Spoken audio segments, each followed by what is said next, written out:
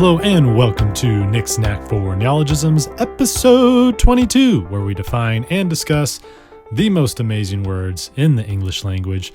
Last episode we covered banal, dichotomy, venerate, and fawning, and in this episode we're covering edify, morose, contentious, and quagmire. Ooh, that last word. I'm saving that last word for last. I mean, if you don't know what a quagmire is, at the end of this episode, you're going to know what a quagmire is, and you're going to start using it in a sentence just because it's a weird sounding word. All right, let's get on with our first word. Our first word is edify. It is a verb, and it means to instruct or benefit, especially morally or spiritually, uplift. Edify. E-D-I-F-Y. E-D-I-F-Y, edify. Verb to instruct or benefit, especially morally or spiritually, uplift. So if you think of edify, just think of uplift. If someone's being uplifted, morally or spiritually, or just whatever, maybe enlightened, they're being edified. Religious paintings that edify the viewer. Edify. So I think of this word, or the way I remember this word is I think of an edifice, which is just a really tall building or a skyscraper. And if you think of edifice, huge skyscraper, it's kind of uplifted. That's the way I associate it in my mind. If that doesn't work for you, a user on Mnemonic Dictionary suggested this. You can think of edify as edit plus Y. If you edit something, you're improving it. It's kind of a creative way to remember edify. It's kind of like edit with a Y. Edit something, you're improving it, you're uplifting it, you're edifying it. Another way, another user thought of is you can think of edify sounds close to rectify, which means to correct. If you don't know what rectify means, that doesn't really help you, but rectify is just a fancy word for correcting something. Rectify, edify, correcting, edifying, uplifting, instructing, benefiting something. Those are all sort of loose associations of the word edify. Or educating, enlighten, teaching, uplifting, instructing. I think you could say those are sort of synonyms of edify. Edify is just sort of a fancy word for instructing or educating. As good Christians, we must seek to edify our neighbors about God and Jesus Christ. Yeah, you ever had those people come to your door, they knock on your door, and they're seeking to edify you about something religious? Mormons, Christians. I had some lady recently knock on my door. I don't know what she was all about. My wife and I have this sign on our fence that says no trespassing, beware of dogs. And our place looks a little ghetto. I'm not going to lie. Like if I saw it, we've got chicken wire that's stapled onto our fence to keep our dogs from jumping the fence. We used to have this crazy dog. This dog was just crazy and would always jump the fence. So that was our quick fix solution, was to staple chicken wire to the fence so the dog couldn't jump. But it looks a little ghetto. Like our property looks a little ghetto.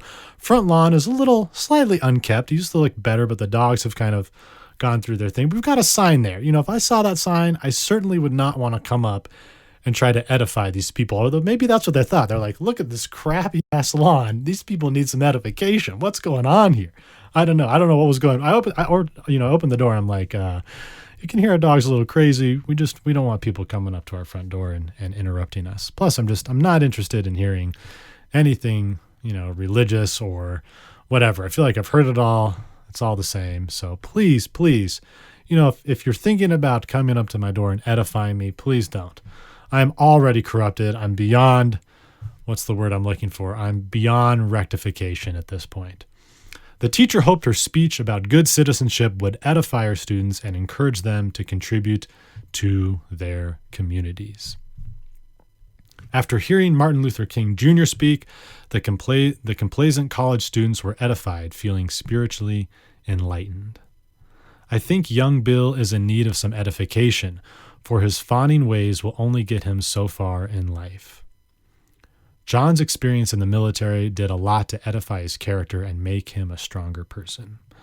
During Hitler's nefarious harangues, some found edification, others sheer terror. I'm trying to incorporate some of these sentences are wordsinasentence.com. Some of them are my own. I'm trying to incorporate some of our previous words we've learned into the sentences, hoping that'll kind of refresh our memories. Not going to lie, you guys, there was a word I went through. I have this word list for the words that I've done, and I was like, crap, I can't remember this word's definition. So I'm thinking if we do it this way, we both can remember some of the words we've already gone over. So that is edify To instruct or benefit, especially morally or spiritually, uplift. You guys been edified lately? Anything you found edifying? I want to say edificatory. Have you found anything edificatory lately? Anything that's uplifted you lately? Try and think if I've been uplifted lately. As I was doing this, as I was writing this, I came upon something that reminded me of something that had edified me lately, but now I'm not remembering it. Oh, I do remember one thing though, as I was doing this word. So in 3rd grade, I used to be a very fond t-shirt sucker. You guys ever seen those kids that like to suck on their t-shirt? I mean, I would get the slobber all over my t-shirt and it tasted really good. And I would especially do when I was playing football or basketball or whatever.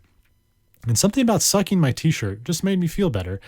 And then this one day, I don't know what she's called. I forget what we called it, but this recess teacher, she wasn't an actual teacher. She was just one of the adults that stood out there and made sure we were behaving.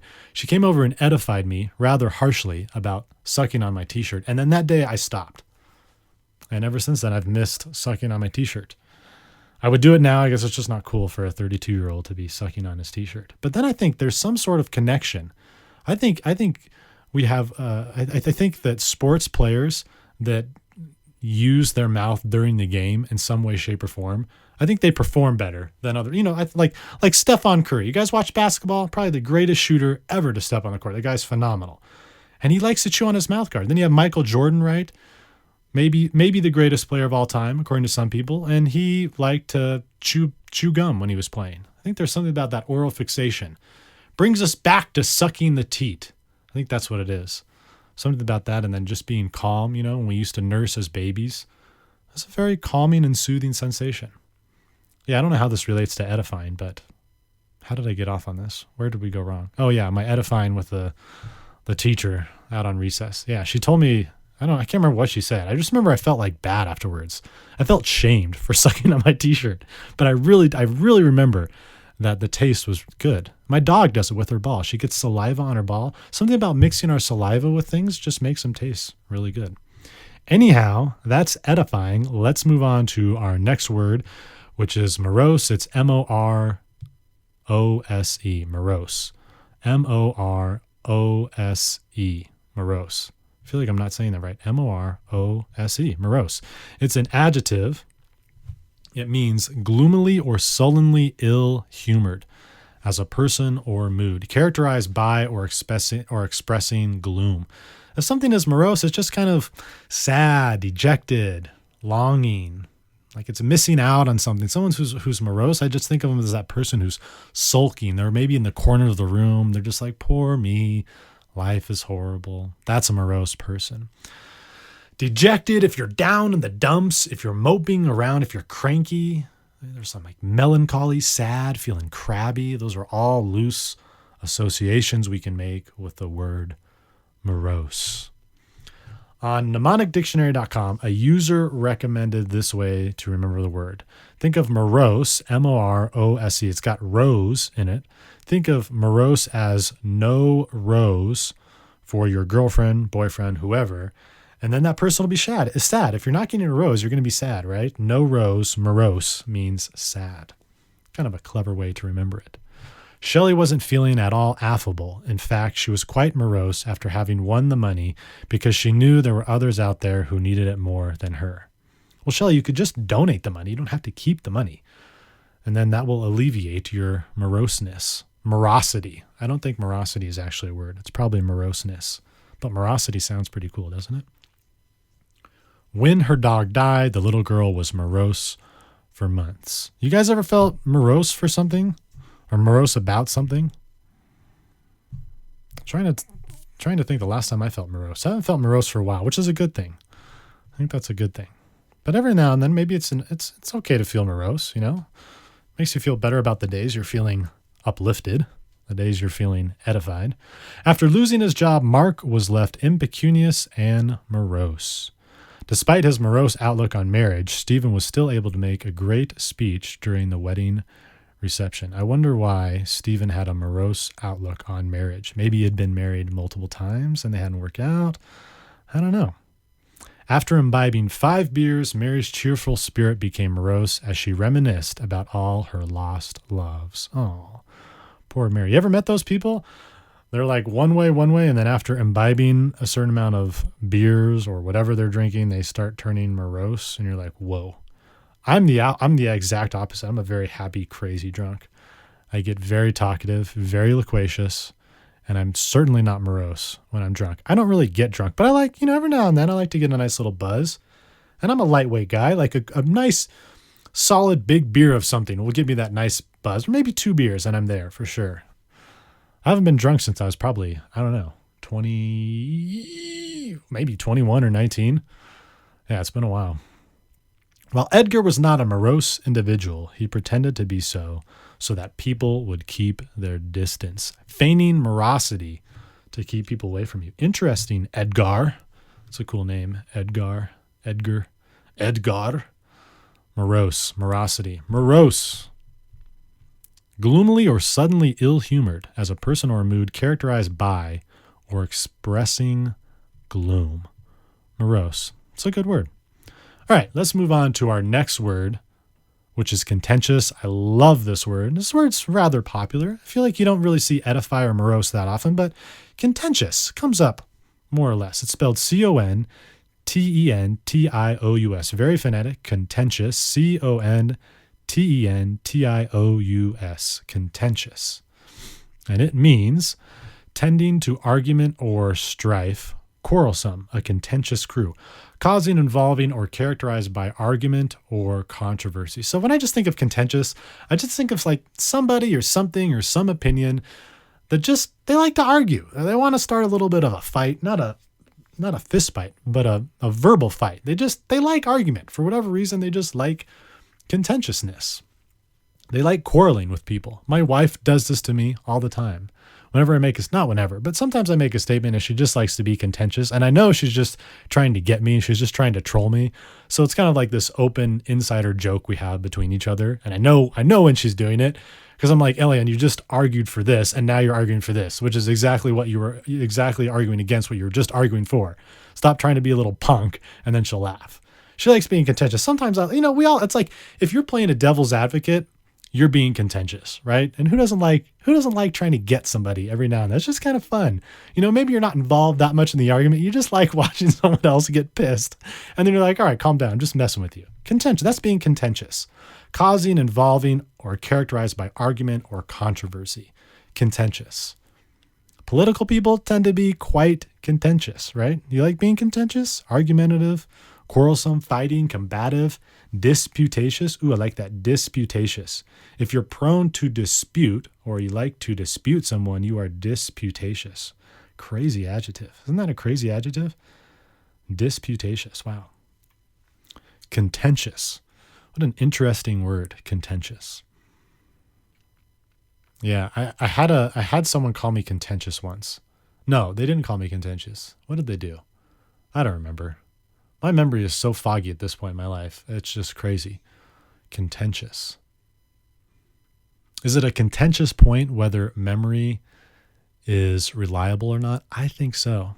In fact, I heard this podcast or this episode on Radiolab some years ago, and the guests that they had on the show that said that every time we access a memory, it makes that memory so that it's not like it was before. So it actually almost transforms the memory a little bit. So every time you're recounting someone or recounting something to someone, you are altering that memory a little bit. So every time you access a memory, it's changing. Isn't that crazy? I kind of believe it.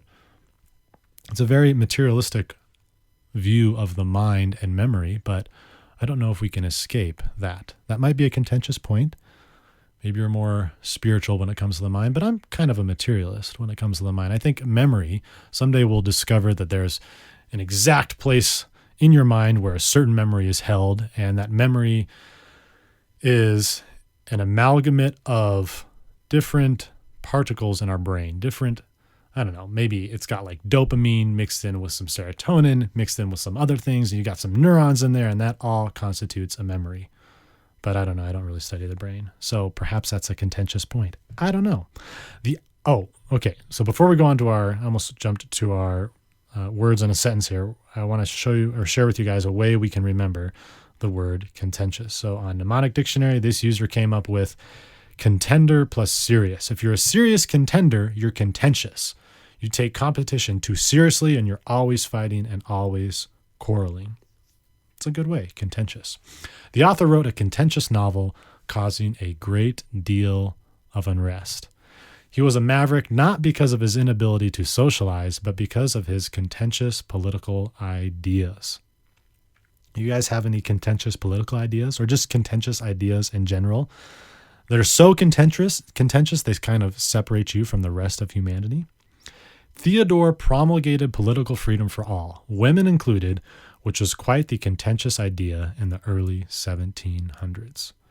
Prone to bellicosity, this contentious amateur boxer walked around the streets at night looking for a fight. I used to do this example here, this sentence just remember. I used to do some Brazilian Jiu-Jitsu, which is kind of like wrestling, but you got submissions and some grappling in there and all of that. Most of the people, super humble, stereotypical martial arts type people, want to help humanity, just very humble, very nice people. But every now and then you get, and especially I would notice, you'd get those guys in there that were just jacked. I think they were on steroids or something. And then they would regale us with stories about how on Friday, Saturday nights, they got in a fight. Oh, and I used this hold that we learned last time. I think these guys, you almost can avoid every fight imaginable if you want to. But I think these guys were just the guys looking for a fight, but they would always say it was in self-defense. I'm like, dude, why is it that you're always having to use self-defense when 99% of the rest of us never have to use self-defense? Like, please tell me, why is that happening? But anyhow, just remind me of that. We had 1% of the people, maybe 1 to 5% of the people who do Brazilian Jiu-Jitsu are contentious by nature. Despite what they say, many people enjoy reading contentious posts on Facebook. Yeah. Facebook, social media, YouTube, there's a lot of contention on there for sure. So that is contentious. All right, let's move on to our favorite word, you guys. This is our favorite word because it sounds funny. Quagmire. I mean, you have to want to know what a quagmire is, right? Just like, what the heck is a quagmire? Quagmire. It's a noun, quagmire. Quagmire. If you've ever heard the word mire, we're mired in something. Mire just means it's a fancy word for being stuck. We're mired in a swamp, or mired with financial responsibility, or mired with political obligation, or whatever. It's like you're being stuck with something. So I don't really know where the quag comes in, but the quagmire is an area of miry or boggy ground whose surface yields under the tread. A bog. So it's like a swamp or a quicksand could be a quagmire, but usually when you hear the word quagmire, you think of a difficult situation that's hard to get out of, a situation from which extrication is very difficult. If we're extricating ourselves, we're removing ourselves from something that's very difficult. So quicksand would be a quagmire. It's very hard to get out of quicksand. And when you hear quagmire, usually you don't think of an actual physical object or something that's difficult to get out of. You think of that situation that's difficult to get out of. A quagmire of financial indebtedness. That's a good example of the word quagmire. So it's just something, it's a dilemma. It's a predicament that you're not very fond of. A predicament that you're kind of stuck in is a quagmire. Entanglement, anything that's a difficult situation, all those could be considered loose associations for quagmire. So, on Mnemonic Dictionary, a user came up with a pretty creative way to remember this word. They said that the first 3 words of quagmire are QUA, which makes them think of earthquake. An earthquake, maybe the ground is separating and it's an awkward predicament where soil sinks under your feet. And the next thing you know, you're falling thousands of feet from the ground into your death. That would be a quagmire. That's how they remember it. Quagmire with earthquake. Yes, many young people do not realize the quagmire to which occasional drug use can lead. When Hank called me from jail, I knew he was in a quagmire. Oh, I'm sure. I mean, Hank, this is this upstanding citizen here, and he's in jail. It's definitely a quagmire for Hank, poor guy. A neophyte in drug trafficking, Sam was left in a hairy quagmire after not having a good explanation for the boxes in his trunk when interrogated by the Border Patrol. Ooh, That's what you get for being a neophyte in drug trafficking, Sam. You always have to have a good explanation for the boxes in the back of your trunk.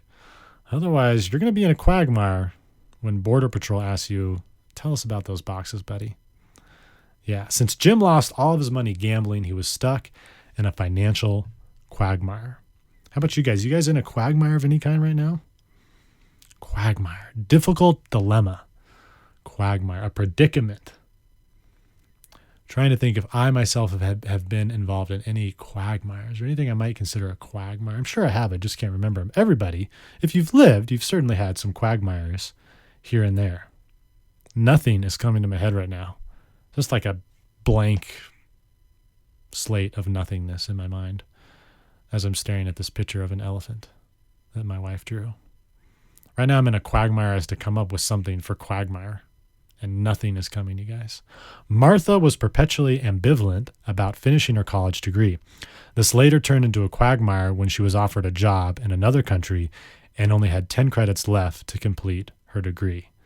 Poor Martha, does she take the job or does she finish her degree? Quite the quagmire.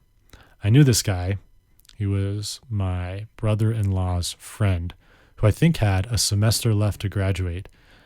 And he ended up just taking this other job, and he was making 6 figures with it. Pretty crazy. I think that was the right decision. I don't think that was a quagmire at all.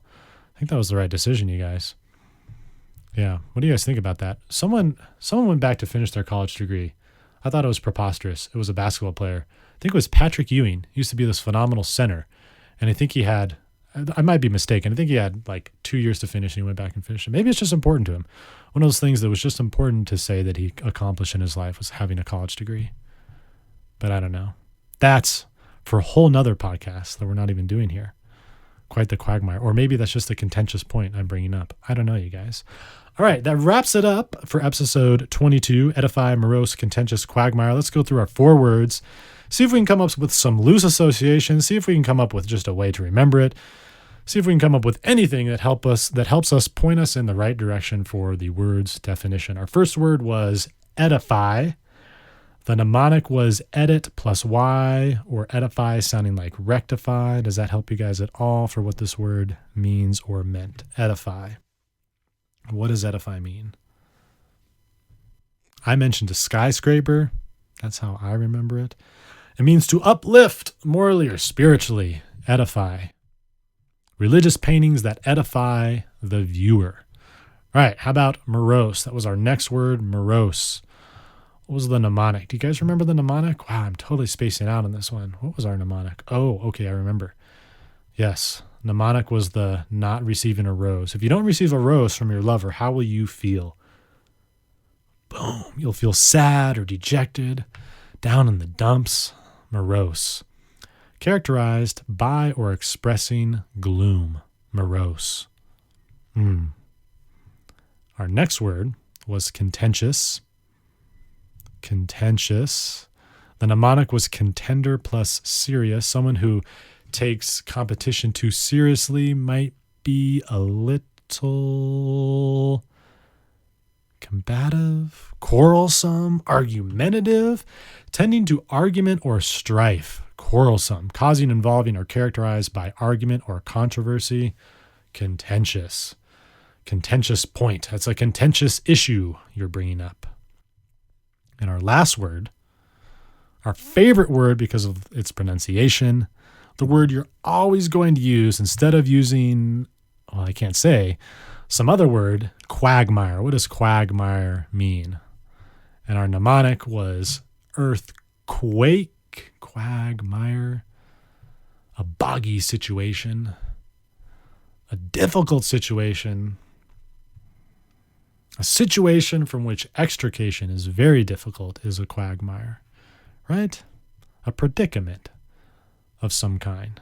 Quagmire. Yeah. Edify, morose, contentious, and quagmire. Those are our 4 words for episode 22. I hope you guys enjoyed this episode. If you haven't left me a review on iTunes, please do so. It lets me know how I'm doing, and I believe it helps others find this podcast. If you're interested in donating, you can visit nicksnackforneologism.com, Google it, hit that little gray or red donate button. It'll bring you to to a link in PayPal, and you can submit your donation there. Thank you so much for listening, and we will see you on episode 23. Bye-bye.